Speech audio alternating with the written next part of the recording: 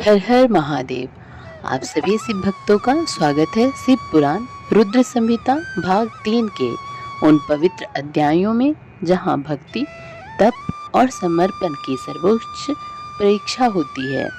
आज हम प्रवेश कर रहे हैं अध्याय 21 से लेकर 25 तक में, जहां मां पार्वती ने लिया है व्रत और कठोर तप का संकल्प शिव को पति रूप में पाने के लिए।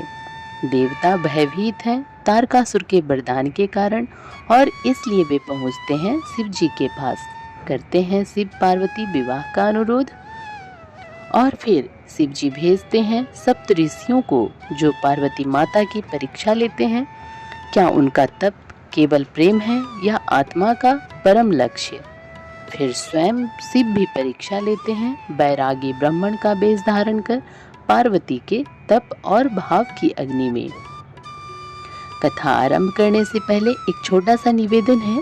अगर आप हमारे इस चैनल पर नए हैं तो कृपया सब्सक्राइब जरूर करें, और अगर आप हमारी कथाएं नियमित रूप से देखते हैं तो भी एक बार जांच लें क्या आपने सब्सक्राइब किया है।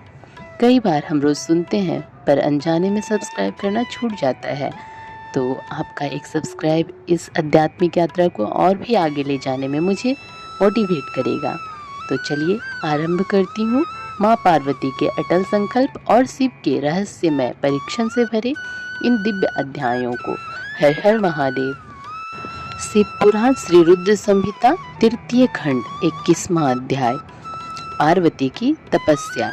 ब्रह्मा जी बोले, हे देवर्षि नारद, जब तुम पंचाक्षर मंत्र का उपदेश देकर उनके घर से चले आए तो देवी पार्वती मन ही मन बहुत प्रसन्न हुई, क्योंकि उन्हें महादेव जी को पति रूप में प्राप्त करने का साधन मिल गया था। वे जान गई थी कि त्रिलोकीनाथ भगवान शिव को सिर्फ उनकी तपस्या करके ही जीता जा सकता है। तब मन ही मन तपस्या करने का निश्चय करके पार्वती अपने पिता हिमराज और माता मैना से बोली कि मैं शिव जी की तपस्या करना चाहती हूँ। तप के द्वारा ही मेरे शरीर, स्वरूप, जन्म एवं वंश आदि की कृत्यता होगी, इसलिए आप मुझे तप करने की आज्ञा प्रदान करें।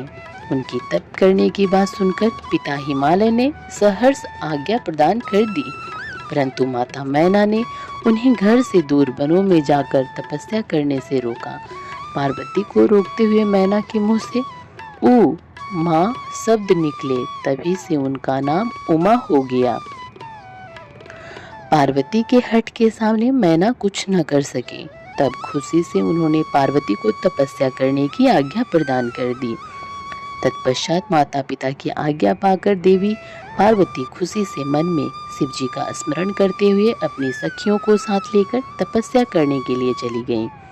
रास्ते में पार्वती ने सुंदर वस्त्रों को त्याग दिया तथा बलकल और मृग चर्म को धारण कर लिया। उत्तम वस्त्रों का त्याग करने के उपरांत देवी गंगोत्री नामक तीर्थ की ओर चल दी, जिस स्थान पर भगवान शंकर ने घोर तपस्या की थी और जहां शिव जी ने कामदेव को भस्म कर दिया था। वह स्थान गंगावतरण तीर्थ के नाम से प्रसिद्ध है। वहीं पर देवी पार्वती ने तप करने का निश्चय किया। गौरी की यहाँ तपस्या करने से ही यह पर्वत गौरी शिखर के नाम से प्रसिद्ध हुआ।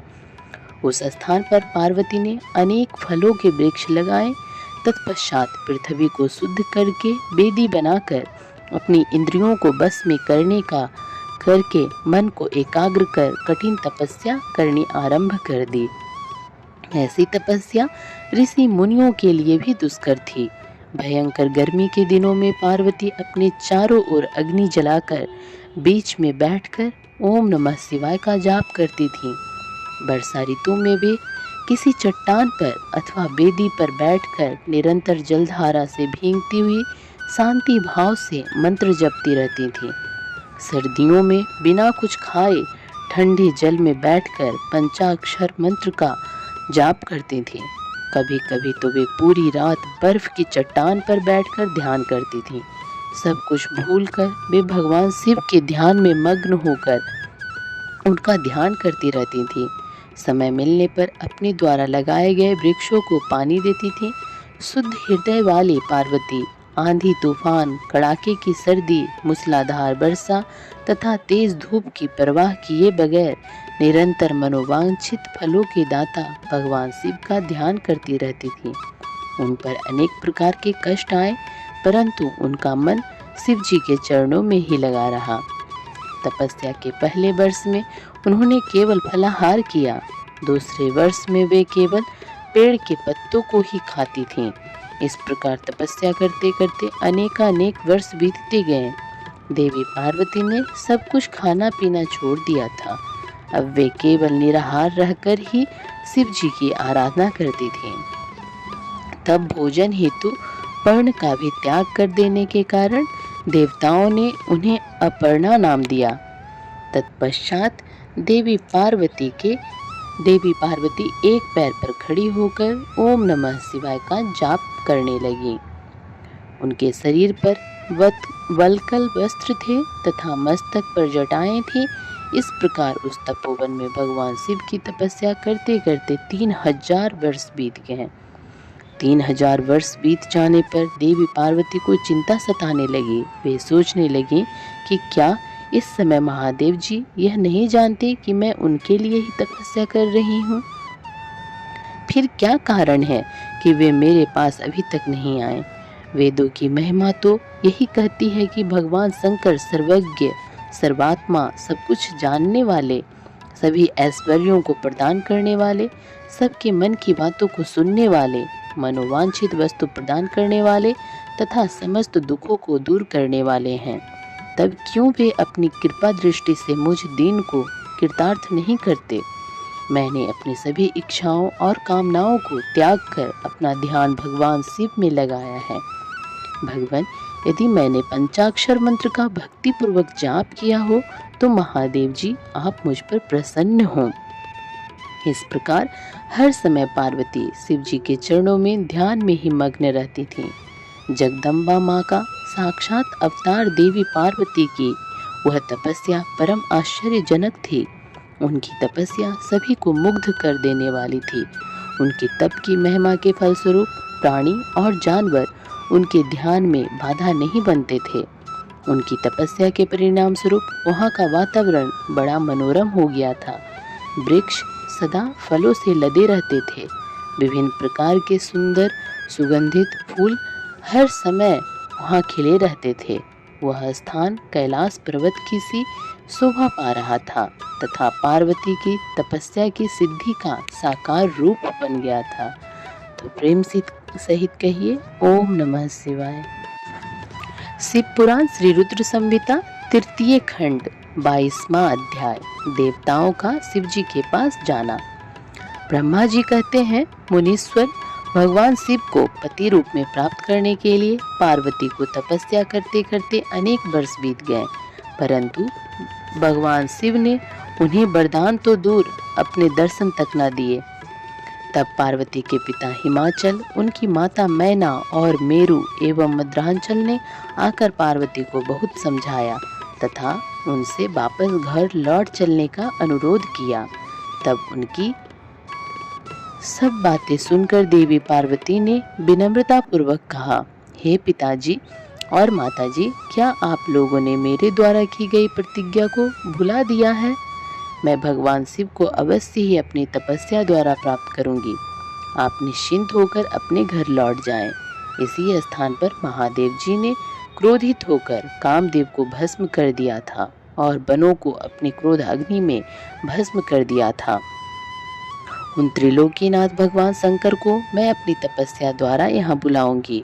आप सभी यह जानते हैं कि भक्तवत्सल भगवान शिव को केवल भक्ति से ही भस्म किया जा सकता है। अपने पिता, माता और भाइयों से ये वचन कहकर देवी पार्वती चुप हो गईं। उन्हें समझाने आए उनके सभी परिजन उनकी प्रशंसा करते हुए वापस अपने घर लौट गए।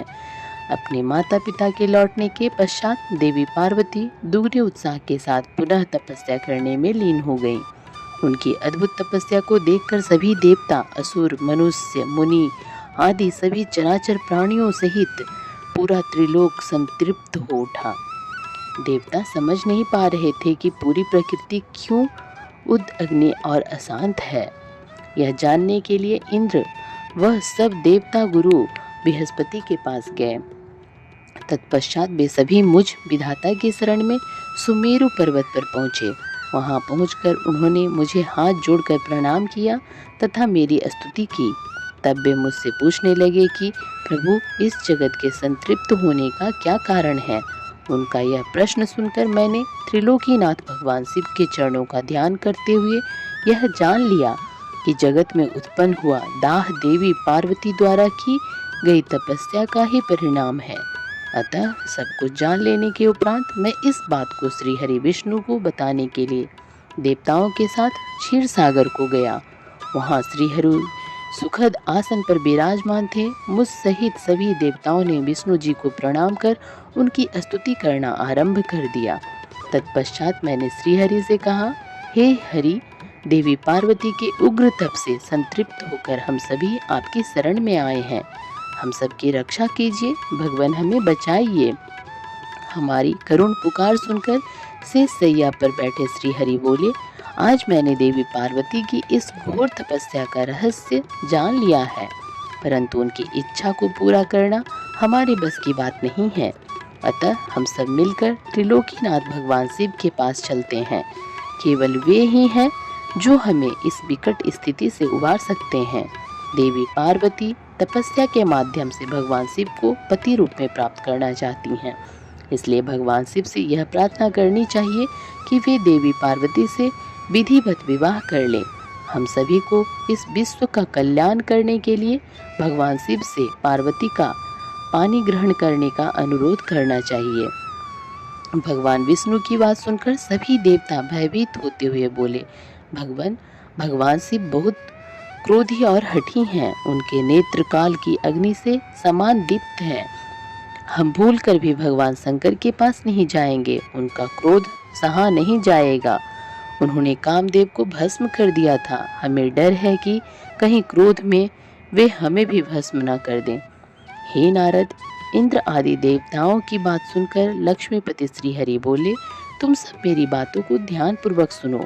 भगवान शिव समस्त देवताओं के स्वामी और भयों का नाश करने वाले हैं। तुम सबको मिलकर कल्याणकारी भगवान शिव की शरण में जाना चाहिए। भगवान शंकर पुराण पुरुष, सर्वेश्वर और परम तपस्वी हैं। हमें उनकी शरण में जाना ही चाहिए।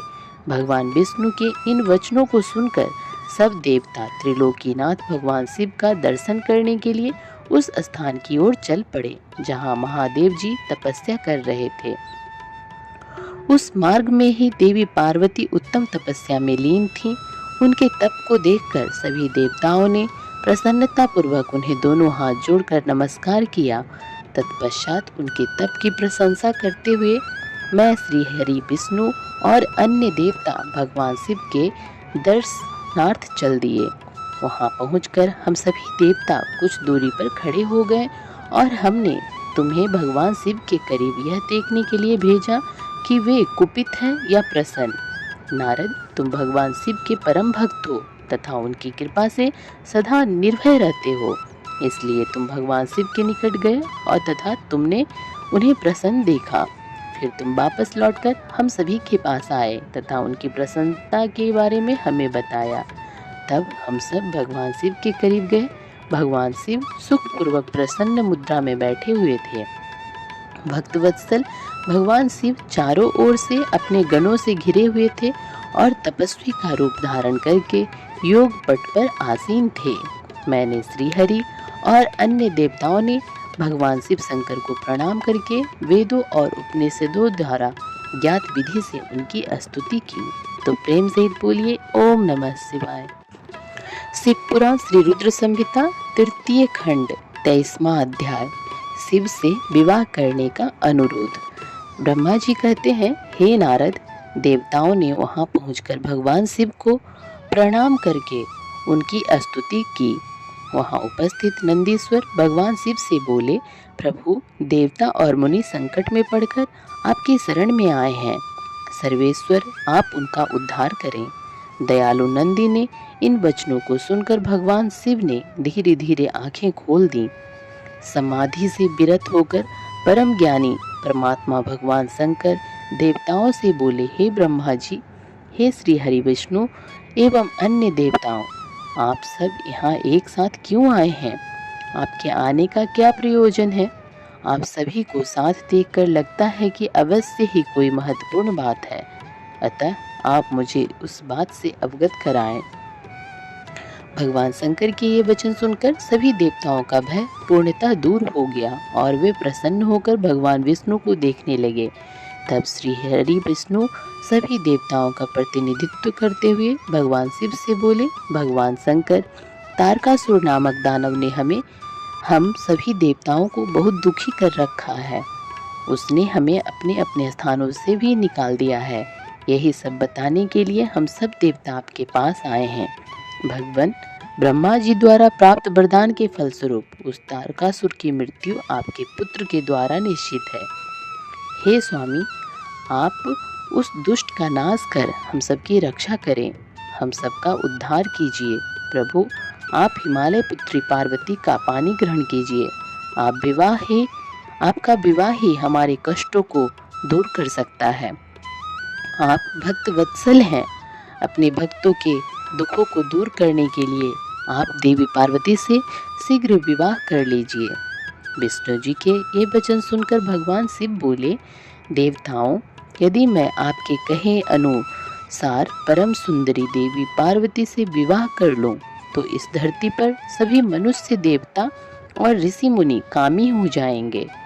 तब वे परमार्थ पद पर नहीं चल सकेंगे। देवी दुर्गा अपने विवाह से कामदेव को पुनः जीवित कर देंगी। मैंने कामदेव को भस्म करके देवताओं के हित का ही कार्य किया था। सभी देव निष्काम भाव से उत्तम तपस्या कर रहे थे ताकि विशिष्ट प्रयोजन को पूर्ण कर सके। कामदेव के न होने से सभी देवता निर्विकार होकर शांत भाव से समाधि में ध्यान मग्न होकर बैठ सकेंगे। काम से क्रोध होता है, क्रोध से मोह हो जाता है और मोह के फलस्वरूप तपस्या नष्ट हो जाती है।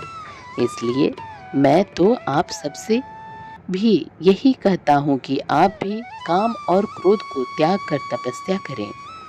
ब्रह्मा जी बोले, हे नारद, त्रिलोकीनाथ भगवान शिव के मुख से इस प्रकार की बातें सुनकर हम सभी हतप्रभ से उन्हें देखते रहे और वे हम सब देवताओं को और मुनियों को निष्काम होने का उपदेश देकर चुप हो गए और पुनः पहले की भांति सुस्थिर होकर ध्यान में लीन हो गए।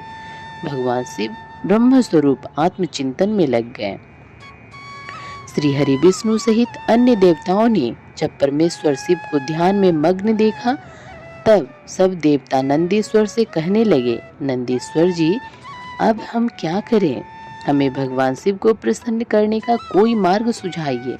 तब नंदीश्वर सभी देवताओं को संबोधित करते हुए बोले, आप भक्त वत्सल भगवान शिव की प्रार्थना करते रहो। वे सदैव ही अपने भक्तों के बस में रहते हैं। तब नंदीश्वर की बात सुनकर देवता पुनः भगवान शिव की स्तुति करने लगे।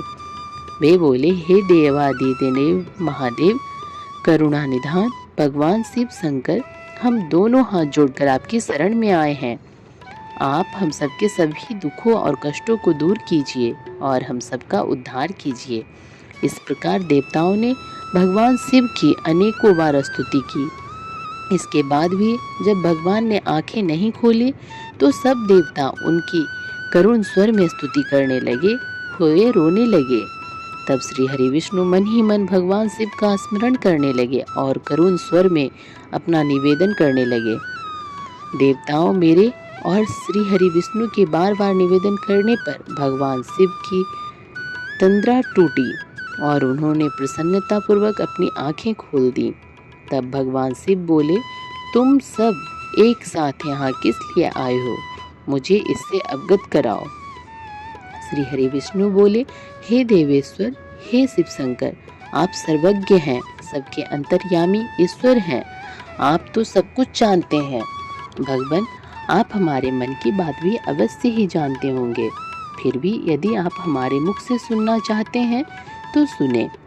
तारक नामक असुर आजकल बड़ा बलशाली हो गया है। वह देवताओं को अनेकों प्रकार से के कष्ट देता है। इसलिए हम सभी देवताओं ने देवी जगदम्बा से प्रार्थना कर उन्हें गिरिराज हिमालय की पुत्री पार्वती के रूप में अवतार ग्रहण कराया है। इसलिए ही हम बार बार आपकी प्रार्थना कर रहे हैं कि आप देवी पार्वती को पत्नी रूप में प्राप्त करें। ब्रह्मा जी के वरदान के अनुसार भगवान शिव और देवी पार्वती का पुत्र ही तारकासुर का वध कर हमें उसके आतंक से मुक्त करा सकता है। मुनि श्रेष्ठ, नारद के उपदेश के अनुसार देवी पार्वती कठोर तपस्या कर रही हैं।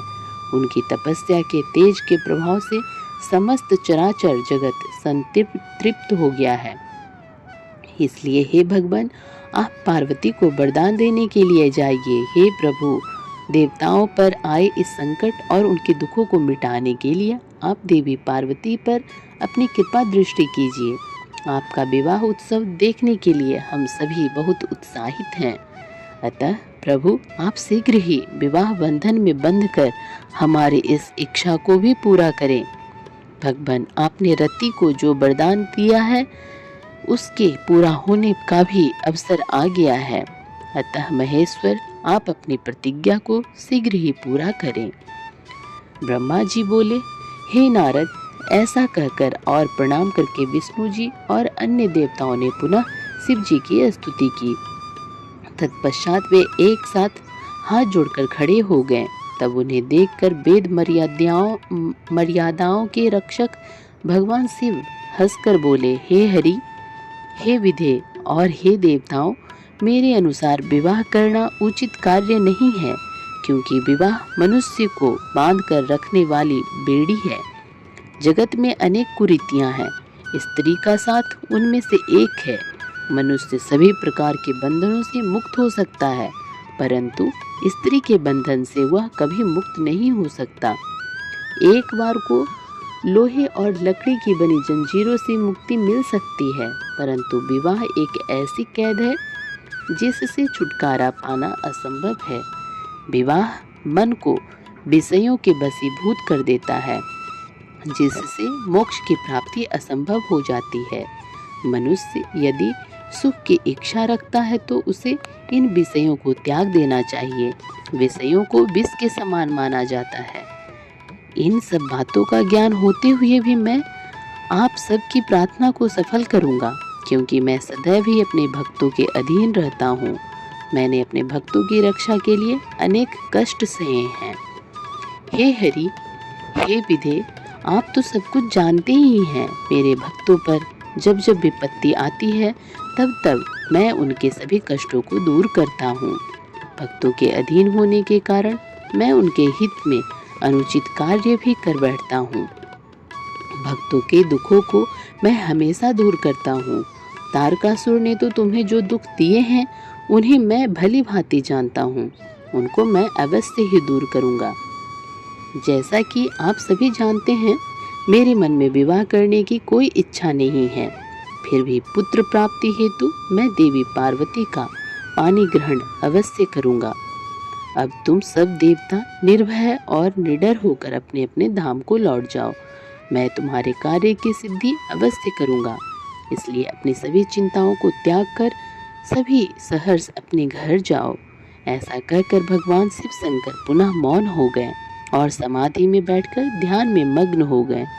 तत्पश्चात विष्णु जी और मैं, देवराज इंद्र सहित सभी देवता अपने अपने धामों को खुशी से लौट आए। तो प्रेम सहित बोलिए, ओम नमः शिवाय। शिव पुराण श्री रुद्र संहिता तृतीय खंड 24वां अध्याय, सप्तऋषियों द्वारा पार्वती की परीक्षा। ब्रह्मा जी कहते हैं, देवताओं के अपने अपने निवास पर लौट जाने के उपरांत भगवान शिव पार्वती की तपस्या की परीक्षा लेने के विषय में सोचने लगे। वे अपने परात्पर माया रहित स्वरूप का चिंतन करने लगे। वैसे तो वे सर्वेश्वर और सर्वज्ञ हैं, वे ही सबके रचनाकार और परमेश्वर हैं। उस समय देवी पार्वती बहुत कठोर तप कर रही थी। उस तपस्या को देखकर स्वयं भगवान शिव भी आश्चर्यचकित हो गए। उनकी अटूट भक्ति ने शिव जी को विचलित कर दिया। तब भगवान शिव ने सप्तऋषियों का स्मरण किया।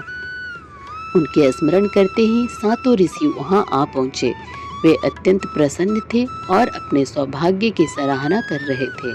उन्हें देखकर शिवजी हंसते हुए बोले, आप सभी परम हितकारी व सभी वस्तुओं का ज्ञान रखने वाले हैं। गिरिराज हिमालय की पुत्री पार्वती इस समय सुस्थिर होकर शुद्ध हृदय से गौरी शिखर पर्वत पर घोर तपस्या कर रही हैं। उनकी इस तपस्या का एकमात्र उद्देश्य मुझे पति रूप में प्राप्त करना है। उन्होंने अपनी सभी कामनाओं को त्याग दिया है। मुनिवरों, आप सब मेरी इच्छा से देवी पार्वती के पास जाएं और उनकी दृढ़ता की परीक्षा लें। भगवान शिव की आज्ञा पाकर सातों ऋषि देवी पार्वती के तपस्या वाले स्थान पर चले गए। वहां देवी पार्वती तपस्या में लीन थीं। उनका मुख तप पुंज से प्रकाशित था। उन उत्तम व्रतधारी सप्त ऋषियों ने हाथ जोड़कर मन ही मन देवी पार्वती को प्रणाम किया। तत्पश्चात ऋषि बोले, हे देवी गिरिराज नंदिनी, हम आपसे यह जानना चाहते हैं कि आप किस लिए यह तपस्या कर रही हैं। आप इस तप के द्वारा किस देवता को प्रसन्न करना चाहती हैं और आपको किस फल की इच्छा है। उन सप्तऋषियों के इस प्रकार पूछने पर गिरिराज कुमारी देवी पार्वती बोली, मुनीश्वरों, आप लोगों को मेरी बातें अवश्य ही असंभव लगेंगी। साथ ही मुझे इस बात की भी आशंका है कि आप लोग मेरा परिहास उड़ाएंगे, परंतु फिर भी जब आपने मुझसे कुछ पूछा है तो मैं आपको इसका उत्तर अवश्य दूंगी। मेरा मन एक बहुत उत्तम कार्य के लिए तपस्या कर रहा है। वैसे तो यह कार्य होना बहुत मुश्किल है, तथापि मैं इसकी शुद्धि हेतु पूरे मनोयोग से कार्य कर रही हूँ। देवर्षि नारद द्वारा दिए गए उपदेश के अनुसार मैं भगवान शिव को पति रूप में प्राप्त करने के लिए उनकी तपस्या कर रही हूँ। मेरा मन सर्वथा उन्हीं के ध्यान में मग्न रहता है तथा मैं उन्हीं के चरणाविंदों का चिंतन करती रहती हूँ। देवी पार्वती का यह वचन सुनकर सप्तऋषि हंसने लगे और पार्वती को तपस्या मार्ग से निवृत्त करने के उद्देश्य से मिथ्या वचन बोलने लगे। उन्होंने कहा, हे हिमालय राजपुत्री पार्वती, देवर्षि नारद तो व्यर्थ ही अपने को महान पंडित मानते हैं। उनके मन में क्रूरता भरी रहती है। आप तो बहुत समझदार दिखाई देती हैं। क्या आप उनको समझ नहीं पाए? नारद सदैव छल कपट की बातें करते हैं। वे दूसरे को मोह माया में डालते रहते हैं। उनकी बातें मानने से सिर्फ हानि ही होती है। प्रजापति दक्ष के पुत्रों को उन्होंने ऐसा उपदेश दिया कि वे हमेशा के लिए अपना घर छोड़कर चले गए। दक्ष के ही अन्य पुत्रों को भी उन्होंने बेघर कर दिया और वे भिखारी बन गए। विद्याधर चित्रकेतु का नारद ने घर उजाड़ दिया। प्रहलाद को भक्ति मार्ग पर चलवाकर और उन्हें अपना शिष्य बनाकर उन्होंने हिरण्यकश्यपु से प्रहलाद पर बहुत से अत्याचार करवाए। मुनि नारद सदैव लोगों को अपनी मीठी मीठी वाणी द्वारा मोहित करते हैं, फिर अपनी इच्छा अनुसार सबसे कार्य करवाते हैं। वे केवल शरीर से ही शुद्ध दिखाई देते हैं, जबकि उनका मन मलिन और क्लेश युक्त रहता है। वे सदैव हमारे साथ रहते हैं, इसलिए हम उन्हें भली भांति जानते और पहचानते हैं। हे देवी, आप तो अत्यंत विद्वान और परम ज्ञानी जान पड़ते हैं। भला आप कैसे नारद के द्वारा मूर्ख बन गई? देवी, आप जिनके लिए इतनी कठोर तपस्या कर रही हैं, वे भगवान शिव तो बहुत उदासीन और निर्विकार हैं। वे सदैव काम के शत्रु हैं। हे पार्वती, आप थोड़ा विचार करके देखो कि आप किस प्रकार का पति चाहती हैं। आप मुनि नारद के बहकावे में न आएं। भगवान शिव तो महानिर्लज, अमंगल रूप, काम के परम शत्रु, निर्विकारी, उदासीन, कुल से हीन, भूतों व प्रेतों के साथ रहने वाले हैं।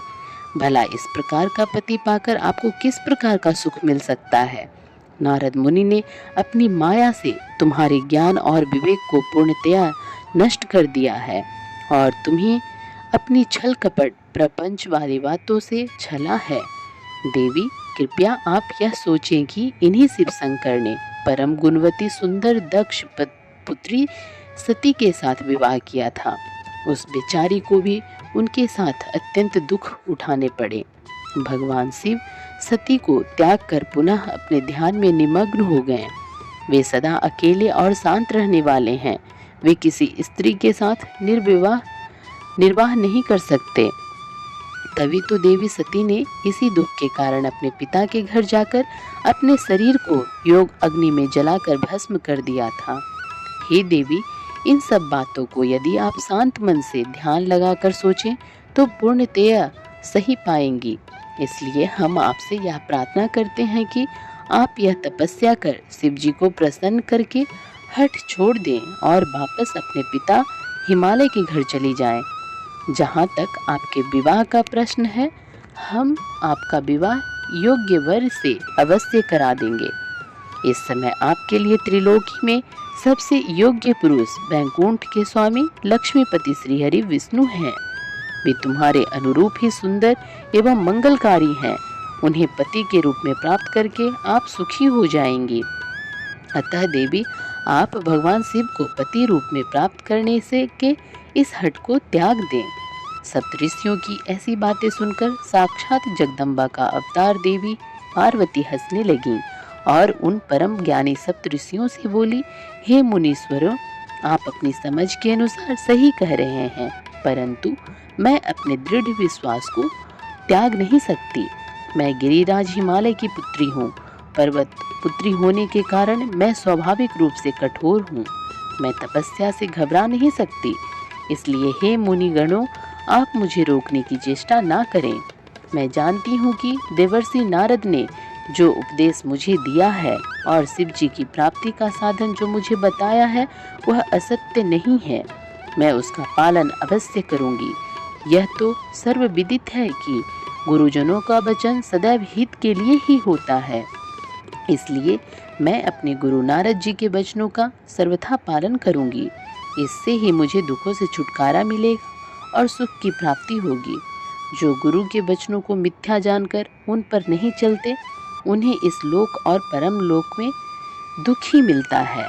इसलिए गुरु के वचनों को पत्थर की लकीर मानकर उनका पालन करना चाहिए। अतः मेरा घर बसे या ना बसे, मैं तपस्या का यह पथ नहीं छोड़ूंगी। हे मुनीश्वरों, आपका कथन भी सही है। भगवान विष्णु सद्गुणों से युक्त हैं तथा नित्य नई लीलाएं रचते हैं, परंतु भगवान शिव साक्षात परब्रह्मा हैं। वे परम आनंदमय हैं। माया मोह में फंसे लोगों को ही प्रपंचों की आवश्यकता होती है। ईश्वर को इन सब की न तो कोई आवश्यकता होती है और न ही रुचि। भगवान शिव सिर्फ भक्ति से ही प्रसन्न होते हैं। वे धर्म या जाति विशेष पर कृपा नहीं करते। ऋषियों, यदि भगवान शिव मुझे पत्नी रूप में नहीं स्वीकारेंगे तो मैं आजीवन कुंवारी ही रहूंगी और किसी अन्य का वरण कदापि नहीं करूंगी। यदि सूर्य पूर्व की जगह पश्चिम से निकलने लगे, पर्वत अपना स्थान छोड़ दे और अग्नि शीतलता अपना ले, चट्टानों पर फूल खिलने लगे, तो भी मैं अपना हठ नहीं छोड़ूंगी। ऐसा कहकर देवी पार्वती ने सप्तऋषियों को दोनों हाथ जोड़कर प्रणाम किया तथा भक्ति भाव से शिव चरणों का स्मरण करते हुए पुनः तपस्या में लीन हो गईं। तब पार्वती के श्रीमुख से उनका दृढ़ निश्चय सुनकर सप्तऋषि बहुत प्रसन्न हुए और उनकी जय जयकार करने लगे। उन्होंने पार्वती को तपस्या में सफल होकर भगवान शिव से मनोवांछित वरदान प्राप्त करने का आशीर्वाद दिया। तत्पश्चात देवी पार्वती की तपस्या की परीक्षा लेने गए। सप्तऋषि उन्हें प्रणाम करके प्रसन्न मुद्रा में भगवान शिव को वहां हुई सभी बातों का ज्ञान कराने के लिए शीघ्र उनके धाम की ओर चल दिए। तब भगवान शिव शंकर के पास पहुंचकर सप्तऋषियों ने उनके समीप जाकर दोनों हाथ जोड़कर उन्हें प्रणाम किया और उनकी स्तुति की। तत्पश्चात सप्तऋषियों ने महादेव जी को सारा वृतांत बताया। फिर प्रभु शिव की आज्ञा पाकर सप्तऋषि स्वर्गलोक चले गए। तो प्रेम सहित बोलिए, हर हर महादेव। शिव महापुराण श्री रुद्र संहिता तृतीय खंड 25वां अध्याय, शिव जी के द्वारा पार्वती जी की तपस्या की परीक्षा करना। ब्रह्मा जी बोले, हे मुनि श्रेष्ठ नारद, सप्तऋषियों ने पार्वती जी के आश्रम से आकर त्रिलोकीनाथ भगवान शिव को वहाँ का सारा वृतांत सुनाया। सप्तऋषियों के अपने लोक चले जाने के पश्चात शिव जी ने देवी पार्वती की तपस्या की स्वयं परीक्षा लेने के बारे में सोचा। परीक्षा लेने के लिए महादेव जी ने एक तपस्वी का रूप धारण किया और उस स्थान की ओर चल दिए जहाँ पार्वती तपस्यारत थी। आश्रम में पहुंचकर उन्होंने देखा कि देवी पार्वती वेदी पर बैठी हुई थी और उनका मुखमंडल चंद्रमा की कला के समान तेजोदीप्त था। भगवान शिव ब्रह्मन देवता का रूप धारण करके उनके सम्मुख पहुंचे। ब्रह्मन देवता को आया देखकर पार्वती ने भक्ति पूर्वक उनका फल फूलों से पूजन सत्कार किया। पूजन के बाद देवी पार्वती ने ब्रह्मन देवता से पूछा, हे ब्रह्मन देव, आप कौन हैं और कहाँ से पधारे हैं? मुनीश्वर, आपके परम तेज से यह पूरा वन प्रकाशित हो रहा है। कृपा कर मुझे अपने यहाँ आने का कारण बताइए। तब ब्रह्मन रूप धारण किए हुए महादेव जी बोले, मैं इच्छा अनुसार विचरने वाला ब्राह्मण हूँ। मेरा मन प्रभु के चरणों का ही ध्यान करता है। मेरी बुद्धि सदैव उन्हीं का स्मरण करती है। मैं दूसरों को सुखी करके खुश होता हूँ। देवी में एक तपस्वी हूँ। पर आप कौन हैं? आप किसकी पुत्री हैं और इस समय इस निर्जन वन में क्या कर रही हैं? हे देवी, आप इस दुर्लभ और कठिन तपस्या से किसे प्रसन्न करना चाहती हैं? तपस्या या तो ऋषि मुनि करते हैं या फिर भगवान के चरणों में ध्यान लगाना वृद्धों का काम है। भला इस तरुणावस्था में आप क्यों घर के ऐसो आराम को त्याग कर ब्रह्मचर्य का पालन करती हुई तपस्विनी का जीवन जी रही हैं? आप किस तपस्वी की धर्म पत्नी हैं और पति के समान तप कर रही हैं?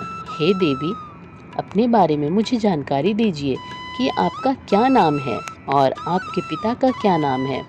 किस प्रकार आप तप के प्रति आसक्त हो गईं? क्या आप वेद माता गायत्री की हैं, लक्ष्मी हैं अथवा सरस्वती हैं? देवी पार्वती बोली, हे मुनि श्रेष्ठ, न तो मैं वेद माता गायत्री हूँ, न लक्ष्मी और न ही सरस्वती हूँ। मैं गिरिराज हिमालय की पुत्री पार्वती हूँ। पूर्व जन्म में मैं प्रजापति दक्ष की पुत्री सती थी, परंतु मेरे पिता दक्ष द्वारा मेरे पति भगवान शिव का अपमान देखकर मैंने योग अग्नि द्वारा अपने शरीर को जलाकर भस्म कर दिया था। इस जन्म में भी प्रभु शिव शंकर की सेवा करने का मुझे अवसर मिला था। मैं नियम पूर्वक उनकी सेवा में व्यस्त थी, परंतु दुर्भाग्य से कामदेव के चलाए गए बाण के फलस्वरूप शिव जी को क्रोध आ गया और उन्होंने कामदेव को अपने क्रोध की अग्नि से भस्म कर दिया और वहां से उठकर चले गए। उनके इस प्रकार चले जाने से मैं पीड़ित होकर उनकी प्राप्ति का प्रयत्न करने हेतु तपस्या करने गंगा के तट पर चली आई हूँ। यहाँ मैं बहुत लंबे समय से कठोर तपस्या कर रही हूँ ताकि मैं शिव जी को पुनः पति रूप में प्राप्त कर सकूं, परंतु मैं ऐसा करने में सफल नहीं हो सकी हूँ। मैं अभी अग्नि में प्रवेश करने ही वाली थी कि आपको आया देखकर ठहर गई। अब आप जाइए, मैं अग्नि में प्रवेश करूंगी क्योंकि भगवान शिव ने मुझे स्वीकार नहीं किया है। ऐसा कहकर देवी पार्वती उन ब्रह्मन देवता के सामने ही अग्नि में समा गई। ब्रह्मन देव ने उन्हें ऐसा करने से बहुत रोका, परंतु देवी पार्वती ने उनकी एक भी बात नहीं सुनी और अग्नि में प्रवेश कर लिया। परंतु देवी पार्वती की तपस्या के प्रभाव के फलस्वरूप वह धधकती हुई अग्नि एकदम ठंडी हो गई। सहसा पार्वती आकाश में ऊपर की ओर उठने लगी। तब ब्राह्मण रूप धारण किए हुए भगवान शिव हंसते हुए बोले, हे देवी, तुम्हारे शरीर पर अग्नि का कोई प्रभाव न पड़ना तुम्हारी तपस्या की सफलता का ही सूचक है, परंतु तुम्हारी मनोवांछित इच्छा का पूरा न होना तुम्हारी असफलता को दर्शाता है। अतः देवी, तुम मुझ ब्राह्मण से अपनी तपस्या के मनोरथ को बताओ। शिव जी के इस प्रकार पूछने पर उत्तम व्रत का पालन करने वाली देवी पार्वती ने अपनी सखी को उत्तर देने के लिए कहा। उनकी सखी बोली, हे साधु महाराज, मेरी सखी गिरिराज हिमालय की पुत्री पार्वती है। पार्वती का अभी तक विवाह नहीं हुआ है। ये भगवान शिव को ही पति रूप में प्राप्त करना चाहती हैं। इसी के लिए वे 3000 वर्षों से कठोर तपस्या कर रही हैं। मेरी सखी पार्वती ब्रह्मा, विष्णु और देवराज इंद्र को छोड़कर पिनाक पाणी भगवान शंकर को ही पति रूप में प्राप्त करना चाहती हैं। इसलिए ये मुनि नारद की आज्ञा अनुसार कठोर तपस्या कर रही हैं। देवी पार्वती की सखी की बातें सुनकर जटाधारी तपस्वी का वेश धारण किए हुए भगवान शिव हंसते हुए बोले, देवी, आपकी सखी ने जो कुछ मुझे बताया है मुझे परिहास जैसा लगता है। यदि फिर भी यही सत्य है तो पार्वती आप स्वयं इस बात को स्वीकार करें और मुझसे इस बात को कहें। तो प्रेम सहित बोलिए ओम नमः शिवाय।